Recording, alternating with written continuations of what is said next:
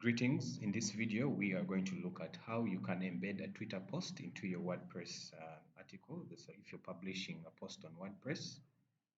So to begin off, you go to Twitter and identify the post that you want to put into your article. For example, this one.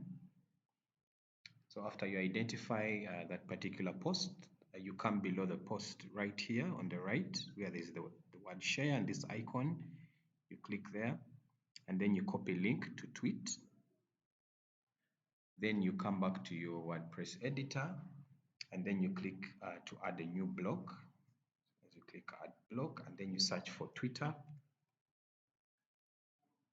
You click on it and then you paste that link that you copied right in there and then you click on embed.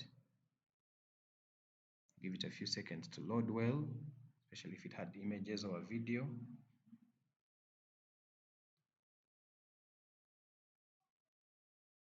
Yes, and that is how you add a tweet into your post on WordPress. Thank you.